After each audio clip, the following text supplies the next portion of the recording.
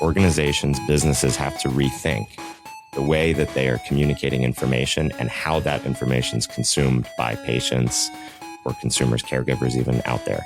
For us, it means a complete transformation of the way that we prototype, the way that we think. You don't have to wait 3-6 months post the initiation of a campaign to know whether something's working or not. You will know 6 months what you're going to expect. Yeah. You will validate, you might be off. That is the power of omnichannel, of really doing things more efficiently, more effectively, with a level of predictability, so you don't have to stress and guess. Hello and welcome to the MM+M Agency 100 podcast brought to you by Deloitte Digital. I'm Bella Chakowski. I'm a reporter here at MM+M, and for today's conversation, we're talking about how pharma marketers can successfully transform their operating models with AI capabilities.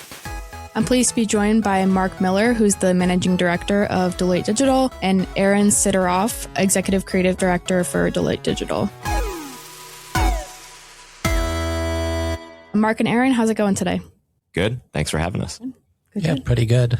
Cool. So let's jump right in and start with sort of a zoomed out big picture question. When Deloitte talks about AI-enabled commercial operating model transformation, what does that actually mean for pharma marketers in practice? Well, if you think about marketers, there's a natural flow to how campaigns are designed, structured, executed. You know, the linear phases is going to be plan, design, execute, and measure. And planning, massive amounts of data that you have to navigate. You have information about competitors, about market access dynamics, customer dynamics. You have customers that are patients, that are HCPs, that are institutional accounts. There's macroeconomic factors. How do you navigate all of that information to get a view into your customers and what they need and the preferred method of engagement, with what content? So just the ability to talk to your data is becoming a lot easier so that you're not constrained by pre-configured dashboards that are organized around what people think they believe they need. You don't always know what you need or what your customers need. Then it's a matter of how you organize all of that insight into a brief that is conducive to the creative process, because you do not want to get caught up in the quant and the data. You have to be able to use that insight to structure an engagement, a dialogue that is authentic, that is natural. So the ability to activate on, the creative briefs and guide the whole slew of agencies and marketers on how to design longitudinal campaigns. Yeah, I think, you set the table well there. Lots to consider, and we'll certainly touch on a lot of those things in this conversation. But I want to go back to the prehistoric days of AI, which was like 4 years ago. And maybe not, maybe longer than that. But I've been having a lot of conversations around A100 about what started off as like more simplistic uses of AI as a chatbot. And now it's obviously heading more in the agentic direction. So I think it's safe to say that a lot of companies started with sort of narrowly focused Gen AI pilots that did some stuff like craft copy or images and stuff like that. What separates where we are now, a point solution from a true sort of end-to-end content supply chain? I'll just talk creatively in that regard. Companies are now able to create agents, working even with us and our teams to create bespoke agents that understand their brand, the voice of their brand, the tone, the audience, you name it. So just take copywriting as an example. We can have a team of copywriters build and train AI agents that know the voice and tone of not only a brand, but a specific campaign, and understand how to connect with an audience. They can then actually work with those agents to create copy at scale for campaigns that we're launching and deploy them out into the market. That alone, just as a niche example, I think is an incredible leap from where AI was just a couple years ago, if not a couple days ago. And it gives our agency a lot of freedom to be able to create differently. And it gives our clients the ability to problem solve differently. Absolutely. And you've talked a little bit about how leading organizations are sort of building these proprietary AI workbenches. What would you say are sort of the most important capabilities that are part of that workbench for it to actually change how commercial teams operate? Oh boy. Big question. No, yeah, it's very, very broad because there are so many different use cases. I mean, some brands want to be able to optimize on their promotional spend across segments, channels, placement, campaign, content elements. AI can support integrated performance optimization at scale across commercial spend, MMX, MTNA, and closed loop measurement. That's an area of focus in itself. Others are focused on content studios and how to produce derivative content a lot quicker, where, AI supporting the content generation, the content assembly, the content tagging. Others are focused on AI to help with planning and design. That's essentially talk to your data. Other clients are very much focused on the back-end workflows, how to get marketeers to work more effectively in their day-to-day jobs. Other clients are trying to wrangle data. You have analytic workbenches, you have clean rooms with anonymous data, you have aggregated primary research data, you have volumetric studies, you have social listening platforms. Others want to bring that all together to tell a unified narrative. But all of our clients are trying to tackle that at once, not solving for it at once, but looking at the big picture and then developing the roadmap to know where and what to prioritize so that at the end of the road, you're not left with a bunch of disconnected solutions. You have to take a very strategic approach to how you embed AI in the organization. Now, personally, AI has always been around. My background's data science and analytics and primary research. So sometimes I scratch my head and say, why is it now important? Yeah. Well, because these newer tools are democratizing the value of machine learning and the data. Yeah. It's, leaning on the evidence to guide how you make decisions. I mean, that is powerful. You don't guess. No. Aaron, do you guess? No guessing. No guessing. No guessing. Mark, if I could ask you another question. In pharma, of course, content is not just about speed. It's one of the most regulated industries, I think it's safe to say. So all content has to be accurate, compliant, reviewable. How are companies thinking about AI-enabled fact-checking, substantiation, MLR readiness, things like that? So, if I think about AI, and I mentioned the bunch of use cases, you bring up a very good point. Everything seems to be focused on content studios. Producing content is very, very expensive. So how do you produce derivations of that content more cost effectively? You can produce content a lot quicker.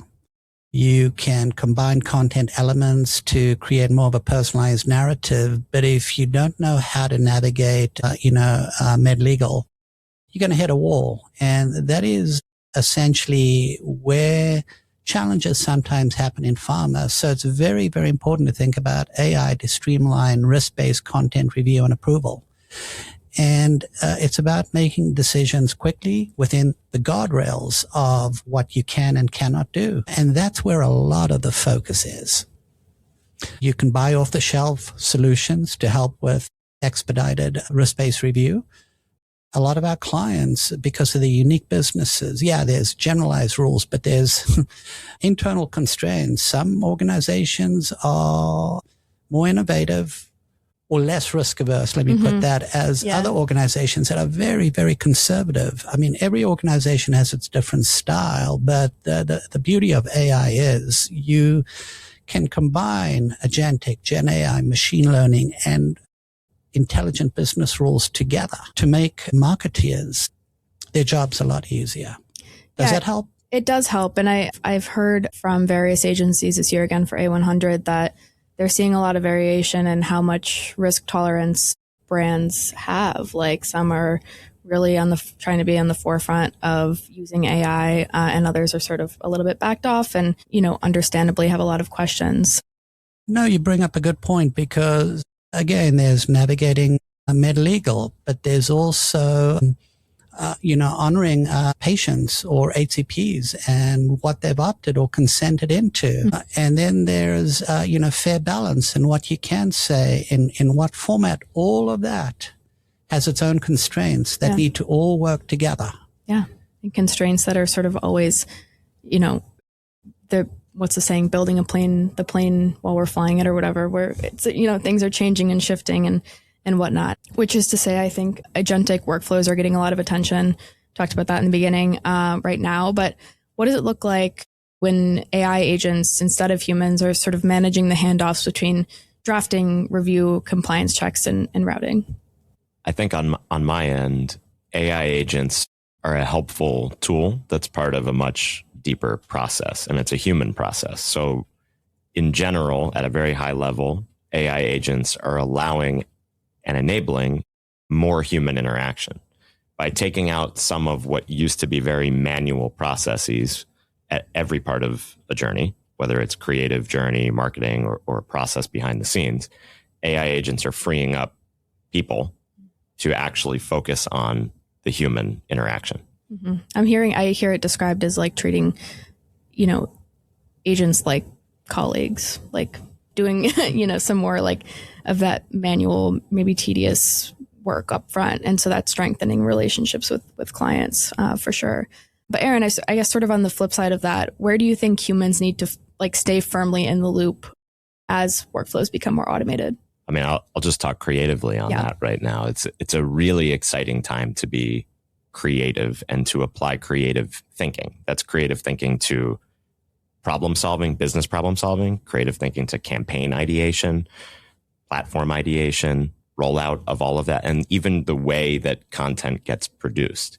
So my teams, just internally at Deloitte Digital, my teams are able to get their original human ideas out into the world faster than they ever could before. That is both because we've got AI agents that we're building, helping us riff on ideas that we've started, right? Helping us make briefs to begin with. And even the ability to work with production companies, trusted partners, or even members of our own team that are able to build AI workflows for animation, audio, you name it, where we're able to actually embed AI as a tool in our existing process, right? Or even build new processes that help us get ideas out faster. Yeah, absolutely. It seems like you're describing AI not just as sort of an efficiency play, but more as like a tool, which is maybe an overused word, but an aid to creativity, if you will.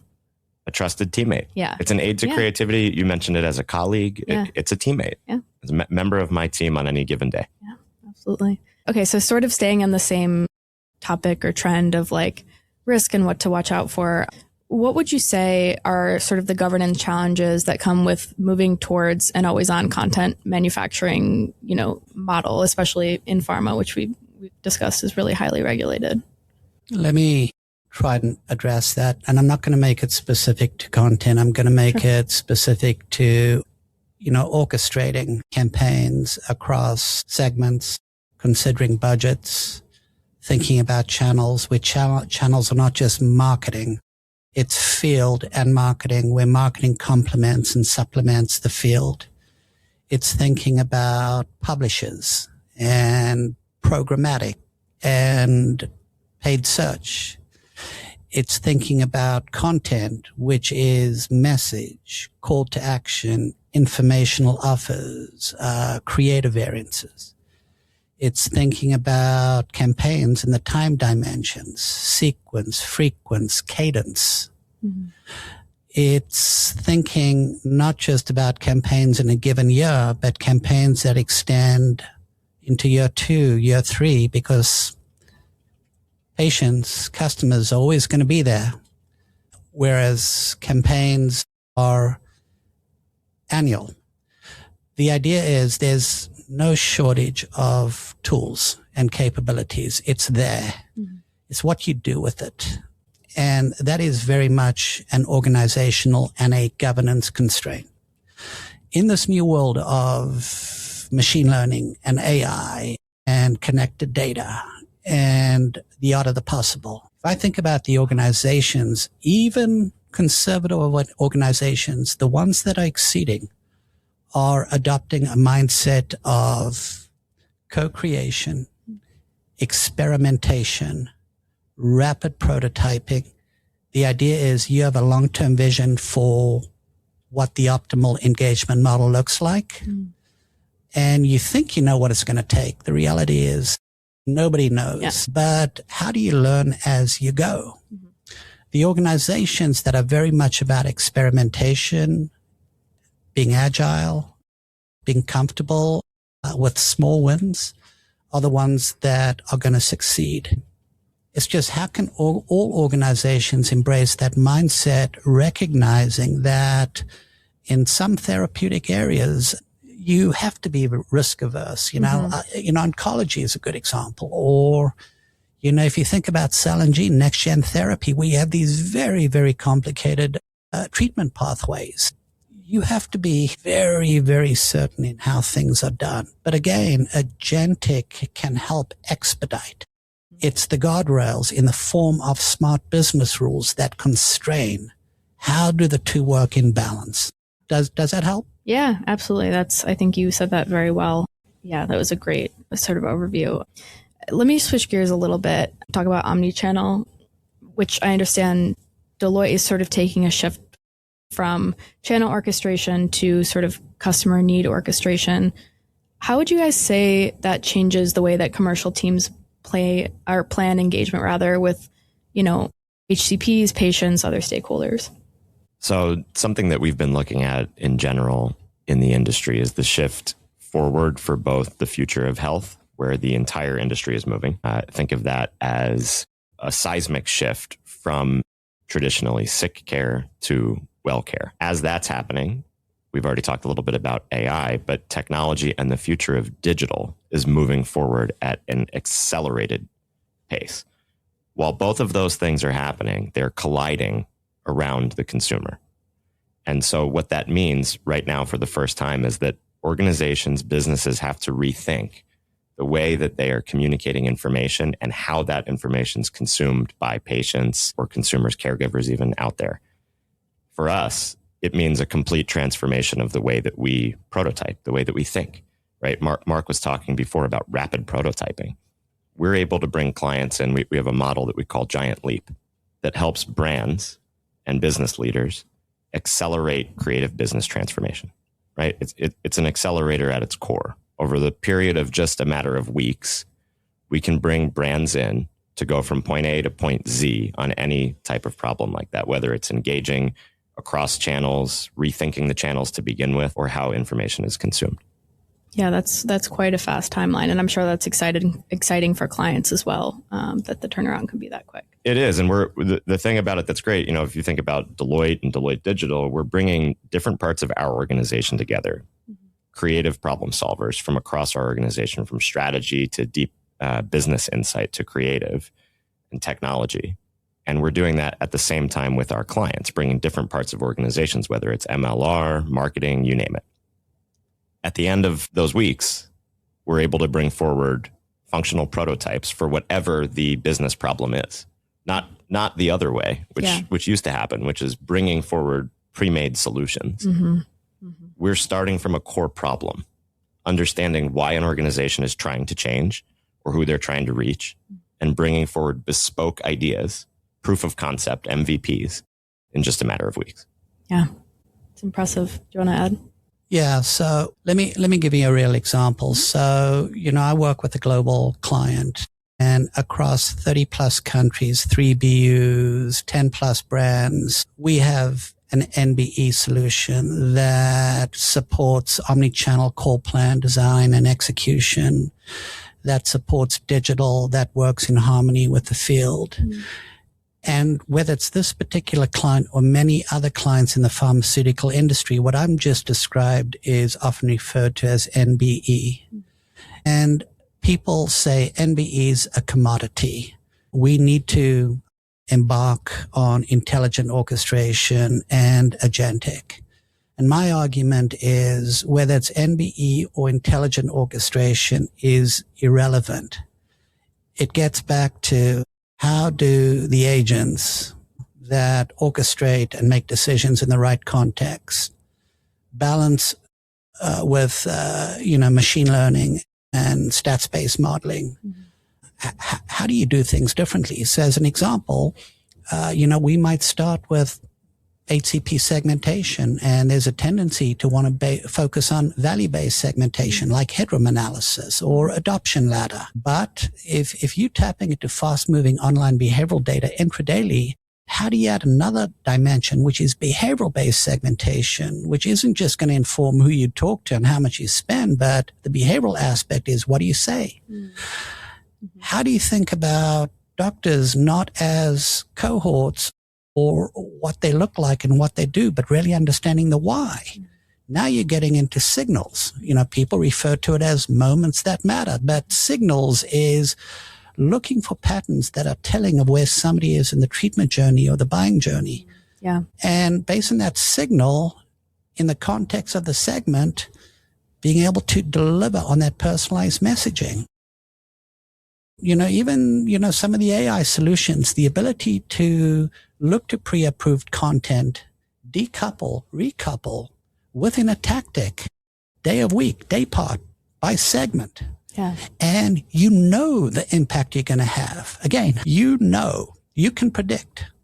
You don't have to wait 3-6 months post the initiation of a campaign to know whether something's working or not. You will know 6 months what you're going to expect. Yeah. You will validate. You might be off. That is the power of omnichannel, of really doing things more efficiently, more effectively, with a level of predictability, so you don't have to stress and guess. And I can just give you a quick example from a client that I'm working with right now, where we're looking at a website transformation and rethinking the purpose of a website to begin with. We're at a time right now with AI where we are actually given the ability to have that question. Why does a website exist? Should it exist? Yeah. And what's its core purpose? So you talk about omnichannel communications, thinking about a patient or caregiver as an audience, and think about, instead of a website existing as a destination to push brand content out, a website existing as a place for the user to absorb what they're looking for, where they're looking for it. So if you're chatting with AI, whether that's through voice or on your phone, whether you've searched something on the internet, you can now find the type of verified medical information that you need on your terms. So, feeding what Aaron just said, and again, not a lot of my colleagues agree with me, but we can develop a lot of own media, a lot of websites. I would argue that doctors, patients are going to go to the destinations they trust the most. There's a lot of endemic properties out there. So yeah, you can have a lot of rich content on a website, but how do you take that content and seed it across the multitude of publishers? Now, where AI comes in, agentic in particular, and where I spend a lot of my time, is figuring out how to coordinate the optimal mix of unbranded, sponsored content and branded messaging by publisher, thinking about how to move dollars across publishers, thinking about publisher commitments to achieving outcomes, thinking about the right sponsored content, thinking about frequency caps. Now, granted, what I might be describing is multi-touch attribution, but again, it's the mechanics of, how do you coordinate across many, many publishers when you don't always have the control, but you can absolutely direct and guide and think about the bilateral movement of data so that there's a level of transparency. That's just one use case within the omnichannel workflow that is being reimagined because of these new solutions. Yeah, I wish we had a way to have a whiteboard session. I know this is an audio format, but I feel like I'm trying to map out the things you're saying in my head, and which I don't know if you guys have used AI to whiteboard out ideas. Does a great job. That's a total aside. Well, I don't have a design bone in me, so even with AI and my prompts, it looks awful. Aaron does the beautiful stuff. Got to get, the whiteboarding out there. Okay, last question I'll ask, last serious question I'll ask is about launch playbooks, which are, of course, becoming self-generating, self-optimizing. If I could ask you guys to look a few years into the future, which is obviously not an easy task since things are changing so rapidly and in some ways unpredictably. But what would you say a successful AI-enabled product might look like a few years from now compared to the traditional, launch model pharma marketers know today? Playbook, I think, is pretty standard. Plan, design, execute, and measure. Yeah. It comes down to, amidst these new tools, and they are changing rapidly. How do you think differently? How do you work differently? How do you execute differently? Mm-hmm. Recognizing that you want the predictable results. You want to improve on the lives of patients, and you want to ensure a healthy business, which is measured via incremental sales. For me, it comes down to the organizational dimension, making certain people see this as a solution that enables them to be more effective, not a threat.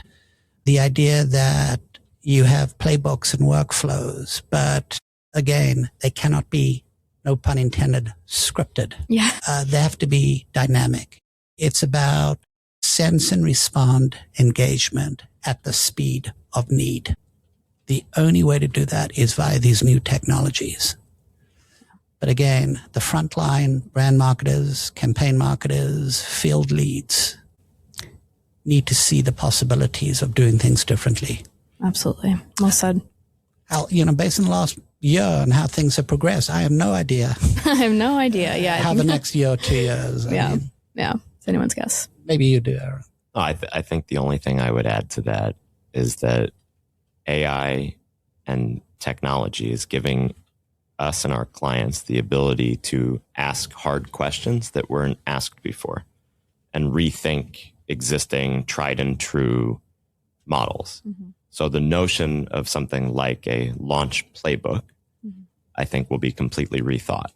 The things that are part of a launch playbook will be rethought. Why is that process in existence? Is there a faster, smarter way to achieve the result, the end result, the outcome of what that process set out to achieve? Mm-hmm. If so, what is it, and how can we use AI to help us get there faster? Mm-hmm.